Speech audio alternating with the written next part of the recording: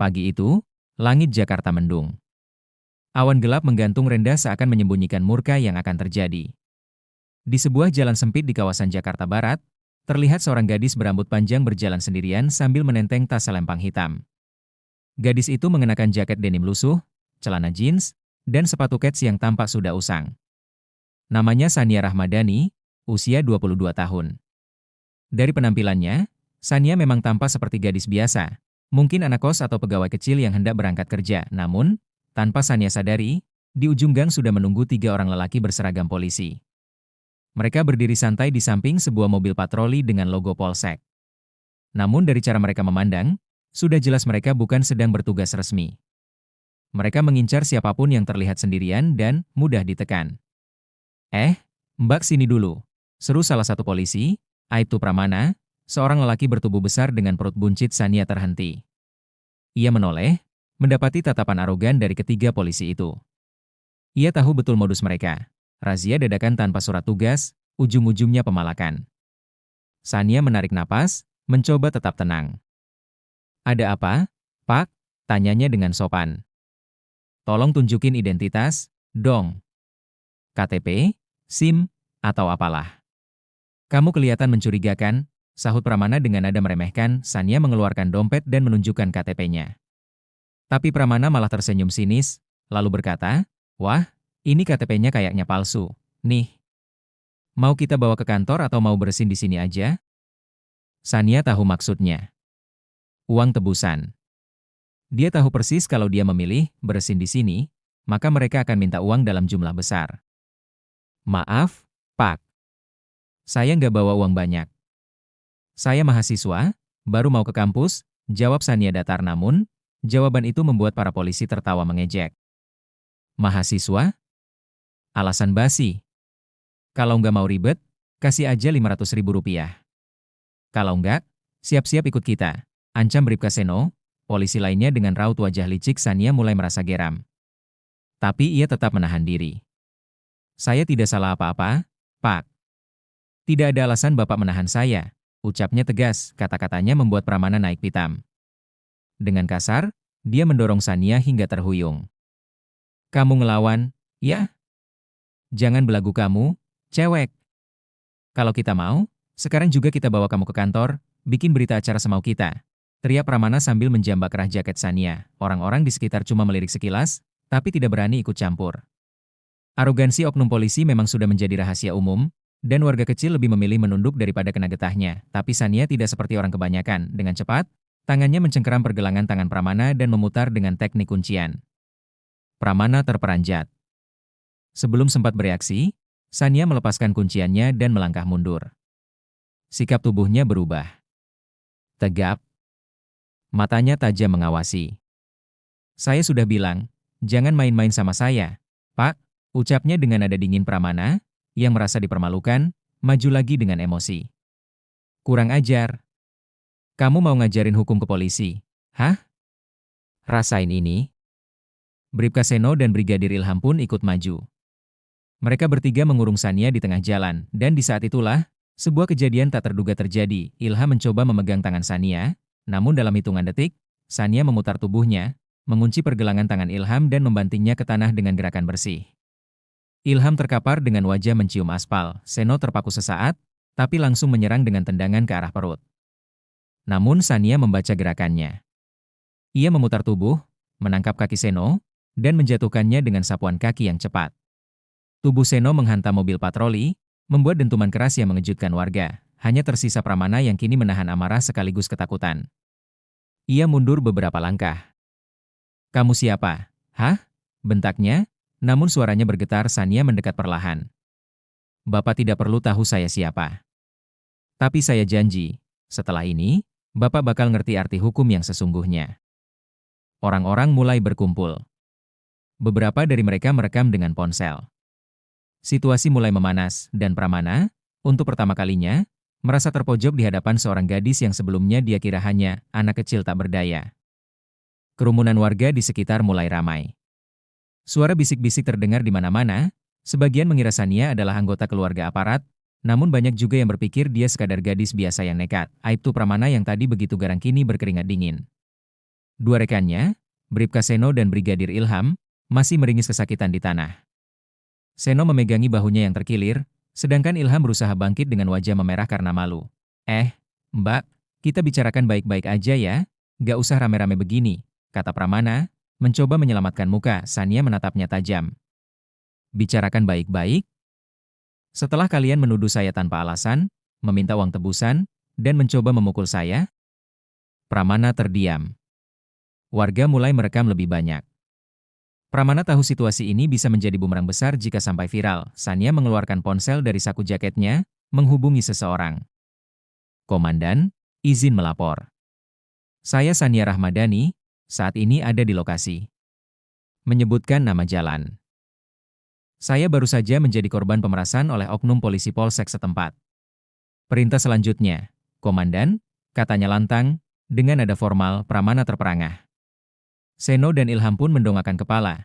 Terkejut, beberapa warga berbisik kencang. Loh, itu kayak kode laporan resmi ya? Jangan-jangan dia intel? Tidak butuh waktu lama, dari ujung gang muncul dua unit mobil hitam dengan lampu strobo kecil di dashboard. Dari dalam, turun beberapa pria dan wanita berpakaian preman namun jelas berwibawa. Salah satu di antaranya mengenakan rompi bertuliskan, Propam Polri. AKBP Guntur, perwira propam bertubuh tegap, melangkah cepat mendekati Sania. Lapor, Sania. Kondisi di lokasi? Tanyanya tegas. Siap, Komandan. Oknum tertangkap tangan meminta uang tebusan, melakukan kekerasan fisik, dan menahan warga tanpa dasar hukum. Barang bukti dan saksi lengkap, jawab Sania mantap. Pramana limbung. Apa? Sania? Propam? AKBP Guntur menatap tajam ke arah Pramana dan kawan-kawannya. Selamat pagi, Pak Pramana. Kami dari bidang Propam Mabes Polri. Anda bertiga saat ini resmi diamankan untuk pemeriksaan terkait dugaan pemerasan, penyalahgunaan wewenang, dan tindak kekerasan terhadap warga sipil. Sontak, warga yang menonton bertepuk tangan. Kamera ponsel mereka merekam dengan antusias. Pramana mencoba membela diri. Pak, ini hanya salah paham. Kami hanya menjalankan razia biasa. Razia biasa? Tanpa surat tugas, tanpa prosedur, dan meminta uang di tempat? Mau saya lanjutkan pasal-pasalnya, Pak Pramana? Potong AKBP Guntur dengan suara dingin. Sania mendekat dan menunjukkan ID card dari kantong dalam jaketnya. Tertulis jelas, Intelijen Khusus Propam Polri. Wajah Pramana, Seno, dan Ilham pucat seketika. Mereka tidak menyangka, gadis yang mereka kira hanya mahasiswa biasa, ternyata adalah intelijen khusus yang sedang menyamar dalam operasi penertiban oknum polisi nakal. Segala tindak kekerasan terhadap petugas penyamaran adalah pelanggaran berat, Pak, ucap Sania. Kali ini dengan tatapan yang jauh lebih dingin. AKBP Guntur memberi aba-aba. Ketiga oknum itu langsung diborgol di tempat. Warga bersorak. Beberapa bahkan berani bersuara, akhirnya keadilan turun juga di jalan ini. Namun bagi Sania, ini baru awal. Ia tahu masih banyak oknum lain di luar sana yang harus dia hadapi, dan kali ini, aksinya telah menjadi saksi publik yang tak terbantahkan. Beberapa jam setelah kejadian dramatis itu, video penangkapan Pramana dan dua anggotanya sudah tersebar luas di media sosial. Judul-judul seperti, Intel Cantik membongkar oknum polisi pemalak di tengah jalan, dan arogansi polisi kena batunya, mendominasi trending di Twitter dan Instagram. Warga netizen memuji keberanian Sania, sementara hujatan terhadap institusi kepolisian membanjiri kolom komentar. Di sisi lain, suasana di polsek tempat Pramana bertugas menjadi tegang. Kapolsek Kompol Dimas Wicaksono, yang selama ini dikenal menutup mata terhadap ulah anak buahnya, mendadak dipanggil oleh atasannya di Polres. Wajahnya pucat saat menerima kabar bahwa seluruh operasi razia ilegal di wilayahnya akan diaudit total. Tak berselang lama, sebuah tim dari Divisi Propam Mabes Polri datang menggerebek polsek tersebut. Seluruh ruang kerja diperiksa, CCTV diambil alih, dan data keuangan operasional ditelusuri. Sementara itu, di sebuah ruang briefing khusus di Mabes Polri, Sania duduk berhadapan dengan AKBP Guntur dan beberapa petinggi Propam lainnya. Meski wajahnya kalem, namun sorot matanya tetap tajam. Sania, operasi penyamaranmu hari ini sukses besar. Tapi kau harus tahu, kasus ini akan menyeret banyak pihak. Termasuk atasan mereka yang selama ini melindungi, ujar AKBP Guntur serius. Sania mengangguk. Saya sudah siap, Komandan. Saya tidak akan berhenti sampai bersih. Guntur tersenyum tipis. Baik. Tapi ingat, setelah ini, identitasmu akan lebih terancam. Banyak yang tidak suka dengan apa yang kau lakukan hari ini. Sania menatap lurus ke depan. Saya tidak takut, Pak. Ini sudah menjadi jalan hidup saya.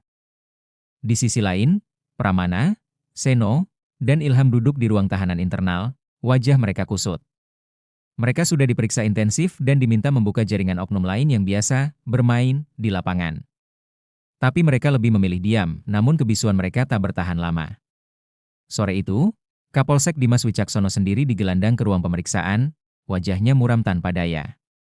Ia tidak bisa mengelak dari bukti rekaman yang menunjukkan bahwa dirinya mengetahui, bahkan mengatur jatah setoran hasil pemalakan anak buahnya di luar gedung. Media sudah menunggu. Wartawan berebut mengambil gambar saat Dimas dan Pramana digiring keluar. Sania memantau dari kejauhan. Ia tahu, pertempuran ini belum berakhir. Baru satu sarang yang berhasil ia bongkar, tapi masih banyak lagi yang menunggu di balik tembok kekuasaan. Tapi malam itu, untuk pertama kalinya, Sania menerima panggilan dari seseorang yang tak ia duga. Ponselnya bergetar. Di layar tertulis, Panglima TNI Jenderal Anwar. Dengan suara bergetar, Sania menjawab, "Siap, Jenderal." Sania melapor. Di ujung sana, terdengar suara berat yang penuh wibawa. "Anak muda, keberanianmu hari ini menyelamatkan wajah hukum negeri ini. Saya ingin bertemu denganmu besok di markas besar. Kita akan bicara tentang masa depan negara ini." Sania tersenyum kecil. Pertempuran baru saja dimulai. Pagi hari di markas besar TNI, suasana terasa jauh lebih sibuk dari biasanya. Pengamanan diperketat, bahkan awak media yang biasa lalu lalang di sekitar lobi utama dilarang mendekat. Ada pertemuan penting yang tak boleh bocor keluar. Di dalam sebuah ruangan rapat tertutup, Jenderal Anwar, Panglima TNI yang dikenal tegas dan bersih, duduk dengan tangan terlipat di depan dada. Di hadapannya, berdiri tegap seorang gadis dengan seragam lapangan tanpa nama, Sania Rahmadani. "Duduklah, Sania. Kita bicara santai saja," ujar Jenderal Anwar dengan suara berat namun ramah. Sania duduk, menjaga postur tubuh tetap tegap. "Apa yang kamu lakukan kemarin telah membuka mata banyak pihak, termasuk kami di jajaran atas. Selama ini, kasus pemalakan jalanan oleh oknum aparat sudah sering kami dengar, tapi sulit dibuktikan karena tidak ada yang berani membongkarnya di lapangan langsung seperti yang kamu lakukan," ujar sang jenderal. Sania hanya mengangguk, matanya tetap tajam. "Izin, Jenderal. Ini bukan hanya soal saya pribadi. Di luar sana, banyak rakyat kecil yang tertindas, tapi takut bersuara. Kalau aparat yang seharusnya melindungi malah jadi pemalak, negara ini akan hancur dari dalam." Jenderal Anwar tersenyum kecil, lalu melemparkan sebuah berkas ke meja di hadapan Sania. "Kau tahu, kasus kemarin hanya puncak gunung es. Kami sudah mengendus adanya jaringan besar, kolaborasi antara oknum polisi, preman bayaran, bahkan pengusaha hitam. Mereka menyamaratakan hukum demi kantong pribadi. Tapi untuk membongkar semuanya, kami butuh orang di dalam. Seperti kamu." Sania membuka berkas tersebut. Di dalamnya ada foto-foto, daftar nama, dan peta wilayah operasi jaringan oknum tersebut. Sania terkejut, ternyata operasi ilegal itu menjangkau hingga ke sektor logistik, pelabuhan, bahkan pengamanan proyek-proyek vital. Operasi ini kami namakan Operasi Pembersihan Bayangan. Kamu akan kami tempatkan di jalur-jalur strategis, terutama di sektor transportasi dan logistik, di mana pemalakan menjadi hal yang dianggap biasa. Tapi kali ini, kamu tidak sendiri, ujar Jenderal Anwar sambil menekan sebuah remote. Pintu ruangan terbuka. Masuklah beberapa anggota dari unit khusus gabungan TNI Polri, terdiri dari prajurit Kopassus, Brimob, hingga intelijen senior. Salah satu dari mereka, Letnan Satu Reza, melangkah maju dan memberi hormat kepada Sania. "Sania, mulai hari ini kamu resmi menjadi bagian dari Satuan Operasi Gabungan Khusus, Satgas Gakum. Kami akan bergerak di bawah radar, langsung di bawah perintah Panglima dan Kapolri," ucap Reza dengan tegas. Sania terdiam sejenak, lalu berdiri dan memberi hormat. "Siap laksanakan, Letnan. Saya tidak akan mundur." Pertemuan itu kemudian dilanjutkan dengan briefing strategi. Peta operasi diproyeksikan di layar besar. Target pertama adalah jalur distribusi pelabuhan Tanjung Priok, di mana oknum polisi dan preman lokal sering melakukan pemalakan terhadap sopir-sopir truk kontainer. Modus mereka sama, tilang fiktif, razia ilegal, hingga intimidasi fisik. Namun, kali ini Satgas Gakum akan menyusup tanpa tanda. Sania akan kembali berperan sebagai warga sipil, namun dibekali dengan peralatan pengawasan canggih. Mikrokamera, alat penyadap, dan unit komunikasi langsung ke posko Satgas. Jangan lengah, Sania. Kali ini, Lawanmu bukan hanya oknum polisi jalanan. Mereka punya backing pengusaha hitam yang siap menyuap, bahkan menghabisi siapa saja yang menghalangi. Ujar Reza serius. Sania mengangguk. Ia tahu, misi ini jauh lebih berbahaya daripada yang ia alami kemarin. Tapi baginya, keberanian bukan pilihan. Ini adalah harga yang harus dibayar untuk menegakkan keadilan di tanah yang semakin rapuh oleh arogansi aparat. Malam harinya, Sania berada di sebuah kawasan industri dekat pelabuhan. Ia menyamar sebagai sopir truk logistik, mengenakan seragam kerja lengkap dengan ID palsu dari perusahaan fiktif yang telah disiapkan Satgas. Truk yang ia kemudikan dilengkapi kamera tersembunyi di berbagai sudut. Di depan sebuah pos jaga ilegal, terlihat beberapa oknum berseragam polisi, duduk santai sambil menghitung uang. Beberapa preman dengan seragam ormas juga tampak mondar-mandir, menahan setiap truk yang lewat. Sania memperlambat laju truknya. Seorang preman menghentikannya dengan sinis. Mbak, udah tahu jalur sini ada uang jalan, kan? Kalau nggak mau repot, keluarin 1 juta rupiah sekarang. Biar aman, ancamnya. Sania membuka kaca jendela, tersenyum tipis. Pak, saya sopir baru. Perusahaan saya nggak ada info soal pungutan ini. Si preman tertawa, memanggil 2 oknum polisi yang berjaga. Nih, Pak. Ada yang sok polos, katanya sopir baru. Gimana, Pak Polisi? Polisi itu menghampiri, menepuk-nepuk pintu truk Sania. Kamu mau ikut kami ke pos, atau mau bayar damai di sini? Sania memegang mikrofon kecil di kerah bajunya, mengirim sinyal ke posko Satgas. Dari sana, Letnan Reza memantau dengan headset, tim siaga, siap. Tunggu kode eksekusi dari Sania, ujar Reza. Sania tersenyum kecil. Detik berikutnya, ia mengucapkan kode yang ditunggu-tunggu. Pak, kalau mau damai, saya juga ada hadiah spesial buat Bapak. Oknum polisi itu tertegun. Tapi sebelum sempat bereaksi, dari balik truk muncul tim Satgas bersenjata lengkap. Satgas Gakum. Tangan di atas kepala. Semua duduk di tanah, teriak Letnan Reza. Operasi berjalan kilat. Oknum polisi dan preman-preman itu langsung diborgol tanpa perlawanan. Uang setoran, buku catatan ilegal, serta bukti transaksi berhasil diamankan. Sania turun dari truk, menatap wajah-wajah yang sebelumnya begitu arogan, kini tiarap tak berdaya di tanah. Malam ini, jalur pemalakan kalian selesai, ucap Sania tegas, dan dari kejauhan, sorak-sorai para sopir truk yang selama ini jadi korban, pecah memenuhi udara malam. Operasi di kawasan pelabuhan malam itu menjadi pukulan telak bagi jaringan pemalakan yang selama ini bergerak bebas. Dalam waktu kurang dari 1 jam, Satgas Gakum yang dipimpin Letnan Reza berhasil mengamankan lebih dari 20 pelaku, terdiri dari oknum polisi, preman bayaran, dan petugas pengamanan liar. Namun kemenangan malam itu hanyalah permulaan dari efek domino yang jauh lebih besar. Keesokan paginya, video operasi penangkapan itu meledak di media sosial. Wajah Sania yang terekam turun dari truk dengan tenang, lalu menyaksikan para oknum berseragam tiarap di tanah, menjadi simbol baru perlawanan rakyat terhadap arogansi aparat. Berita itu menjadi headline di berbagai stasiun televisi nasional. Intel wanita bongkar sindikat pemalakan pelabuhan. Prajurit muda tantang arogansi oknum aparat. Sania Rahmadani, gadis yang membuat jajaran atasan polisi tercengang. Di ruang kerja Panglima TNI, Sania kembali dipanggil, namun kali ini suasananya berbeda. Tidak hanya Jenderal Anwar yang hadir, tapi juga Kapolri Jenderal Wisnu Haryono. 2 pimpinan tertinggi TNI Polri itu duduk berdampingan, menatap Sania dengan pandangan penuh penghargaan. Duduklah, Sania. Hari ini kau tidak kami panggil sebagai petugas operasi. Kau kami undang sebagai simbol keberanian anak bangsa, ujar Jenderal Wisnu dengan suara mantap. Jenderal Anwar melanjutkan, operasi kemarin telah membuka jalur bagi reformasi besar-besaran di tubuh Polri dan institusi keamanan. Nama-nama besar yang selama ini kebal hukum mulai goyah. Dan itu semua karena keberanianmu yang sederhana namun mematikan. Sania merasa dadanya sesak. Ia tidak mencari pujian. Baginya, ini adalah hutang moral yang harus dituntaskan. Namun, Jenderal Wisnu menyodorkan sebuah kotak kecil berlapis beludru hitam. Saat dibuka, tampak medali kehormatan tertinggi dari institusi TNI Polri, medali Bayangkara Utama.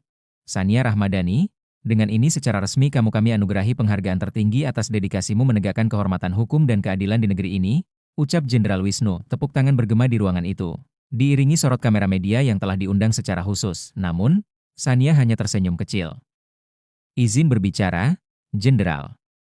Bagi saya, penghargaan terbaik adalah ketika rakyat kecil bisa berjalan di jalanan tanpa takut diperas atau diinjak-injak oleh arogansi berseragam. Saya belum selesai.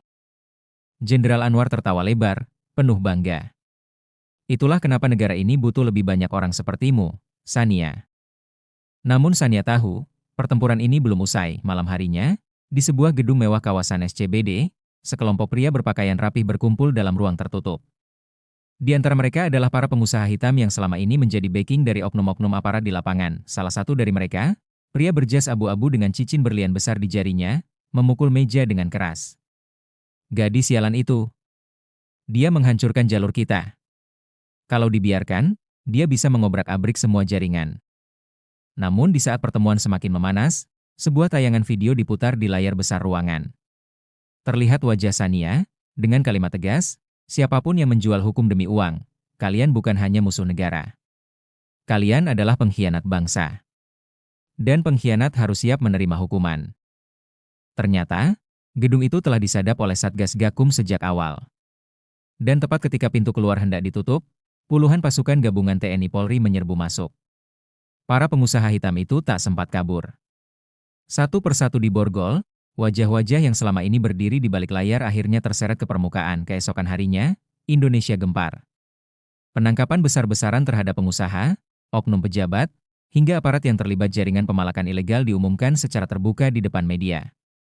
Konferensi pers yang dipimpin langsung oleh Panglima TNI dan Kapolri menjadi momentum perubahan besar, dan di barisan belakang, Sania berdiri dengan seragam dinas, matanya menatap lurus ke depan, bukan popularitas yang ia cari.